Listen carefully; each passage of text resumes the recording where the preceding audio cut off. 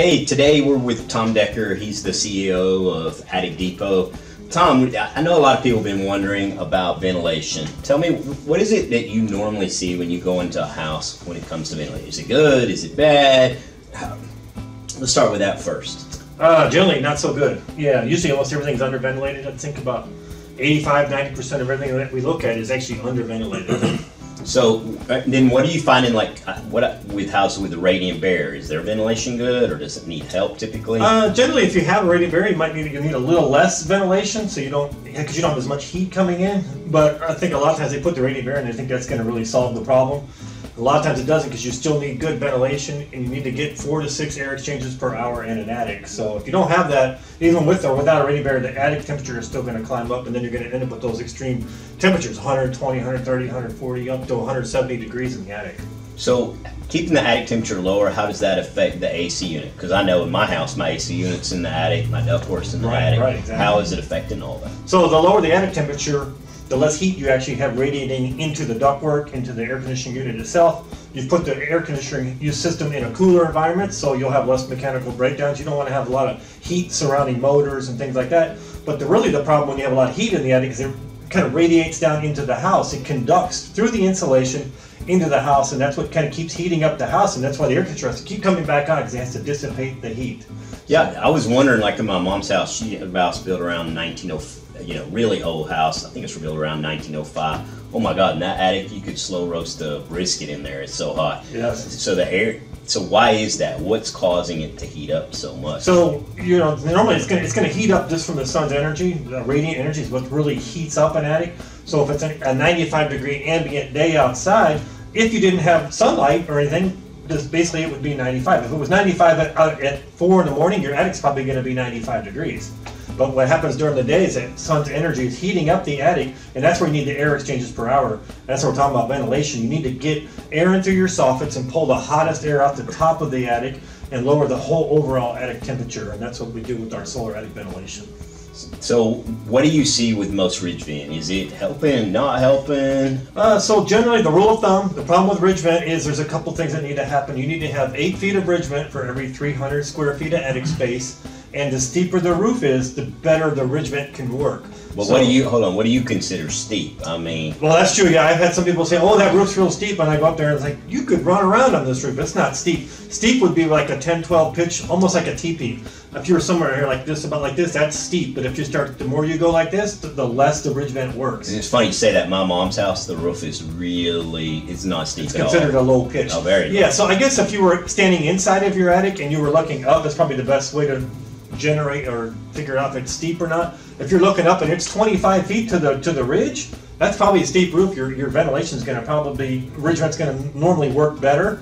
Now that's if you still have enough foot, if you have 8 feet of ridge per 300 feet of what about all these houses we're seeing around that we've got the hip roofs, you will see some of them, they got like, I'm not exaggerating, I saw some the other day, 12-foot of ridge vent, almost none. I'd say somewhere like they come up almost 4 or 5 feet, and that's it, in the whole roof. It's like that is not enough. So you need 8 feet of ridge vent with a steep roof for every 300 feet of attic space. So if you had a hip roof and you only had 8 feet of ridge vent, but the attic was only 300 square feet, which would be just the size of a couple small bedrooms, then I guess that would work okay. But really what we're looking at is the whole overall attic. In most houses, that attic is 1,000 to 2,000 or 3,000 square feet. If it's a one-story with a garage or anything, you're 2,500 feet most of the time. So you just can't get enough ridge venting in. So we'll actually come in and add the solar ventilation and kind of boost up that airflow. It can still use your ridge vent. So I noticed the builders, they're putting mainly passive ventilation on. The air hawks. I think some roofers call them turtles. Yes. Are those helping much either? The little square vents or the round vents? No, they do about the same as what a ridge vent is. They're using one or the other. They used to use a lot of the old power fans, and actually those worked fairly well. The problem with those is the motors would burn out and they didn't last real long. So that's when all the builders started, let's just put passive airflow in. We don't have to worry about it stop working. Oh, I had a friend who's an eye doctor. He'd burn up the back of his house with a power fan. With the power fan. So that's why they kind of got rid of and got away from power fans, even though the theory was actually right. You want active airflow. So the problem has actually been solved now. We go with the solar fan, does the same amount of airflow as a power fan, but you don't have to actually power it up, and it doesn't cost anything to run it, and there's no fire hazard because there is no electricity going to it. It all runs off the sun's energy. I think the biggest question people have about solar is how long is it going to last? I mean, what do you tell people? Yeah, so actually we've installed over 10,000 of our solar attic fans, and we've never had one go bad because of a panel. The panels are really they're superior to anything they've ever been before. And these are high quality kind of commercial units. These aren't some cheap deal.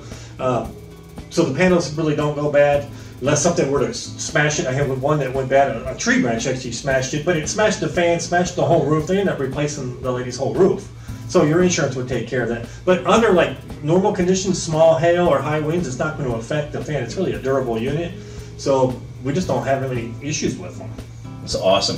What else do y'all normally include with a fan? I mean, what else do I need typically with that? So when we come out, we're going to look at a couple things. We're going to look at your insulation level. We're going to look at see if you have a pull down stairway. If you have a stairway that actually pulls down into the living space, a conditioned space, not the garage, but if it's in the actual house, then we have a stairway insulator that goes there. And we're going to also look at the intake ventilation. Make sure we have enough air coming into the attic that we can pull the air out of the attic. So those are the three things that we'd actually look at when we come out and do an attic inspection. What kind of deal can you offer people today? I know that people really want to fix the ventilation. What I like about this, the thing I never liked about any of the passive ventilation, quite frankly, I don't know if it's working or not. How could I? And Right. what I love with the solar fans and the things that I've seen is, and I believe they also help with humidity. I meant to ask you about that. They do. Yeah, they'll actually control humidity. So if you have a high humidity situation in the attic, the fan can kick on. They come on at 70% humidity. And an 85-degree temperature. So what the fan actually does is it reads the temperature and the humidity inside of the attic, and if the equation is correct, then the fan will come on and work in your benefit. If it's not going to benefit your attic, the fan's not going to come on, it stays off. So it's smart technology versus a turbine or an air hawk or ridge vent. It doesn't know anything different, it just does what it does. So in the middle of the winter, if it's 40 degrees outside, do you really want the ridge vent to be pulling heat out of your house, or a turtle vent or a turbine? No, when I was a keep kid, it in there. Man, when I was a kid, the turbines, I lived where it was really cold. Your parents would have you up on the roof, I think that'd be Put a bag over it. Yeah, exactly. And with a tape or something, trying to get that Tape it up and put the thing. I see it all the time. I go out and look at houses in the winter. I mean, like, look at the neighbor's house and you'll see the turbines going. I mean, they are going so fast, and it's just pulling all the heat out of the house. So you might get a little energy savings with the turbine in the summer, but you're gonna lose it all in the winter. Where the solar fan, you have about 5 times the airflow as what a turbine is, and you don't lose any energy in the winter because it knows not to come on unless we have a high humidity level. So the new solar fans are truly smart, and it's taking all the guesswork out of it. I don't have to do anything. Well, at least the ones that we sell. Most of them have a temperature sensor, but 95% of them on the market, they don't actually have a humidity sensor. So you're going to throw that in today? So ours will come with the humidity sensor and the temperature sensor, all included. And we didn't talk about this, but with solar, you get a 30% federal energy tax credit. So you get 30% of the cost of the fan back in a tax credit. So that's a couple $100 back on a fan just in tax credit. So it made sense to have somebody look at it right now, because the government's going to help pay for part of that. So if I ever needed ventilation, be the time to do it. Now's the time to do it because they're going to pay for 30% of that cost. So it really makes sense to go ahead and get that. And there's done. no ongoing cost with solar these either, right? Costs nothing to run it. It's free to run. Has a lifetime warranty, so it's a one-time cost. And I was just doing some calculations earlier today. Over a 10-year period of time, with your energy savings, you can actually make a couple $1,000s by installing a solar fan because you're going to get so much energy savings. You get your tax credit back. You only have to do this once. And you can make your air conditioner last longer, the roof last longer, the house is going to be much more comfortable. So it's really what I call a no-brainer. It's probably the #1 item that we actually sell because it does work so well. And aren't you running like a half-off special right now on the fans? So we're doing 50% off insulation. We're doing the fans. They're normally $12.95. We're doing those for $8.95. But then you get a tax credit of $268.50. So your out-of-pocket cost is only $626.50. So it's about 50% of what the normal cost would be between our sale price and then the tax credit. So it's really good. That's amazing. Yeah, amazing.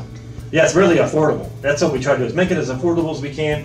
Some people say, "Oh, that seems like a lot," but it's like, but then they'll do it and they'll say, "Oh, it paid for itself the first year. This is a bargain. This is the best deal I ever had." No, really great. But how many things do you invest in your house that are going to last for the next 50 years? And then not go out of style. I get up to a lot of people say, "I want to remodel my kitchen." They spend $10,000 on some countertops and things. 10 years, they're out of style. They're like, "Oh, I need to redo them." Where ventilation and things like that in an attic, they never go out of style. So it's really a no-brainer. Awesome.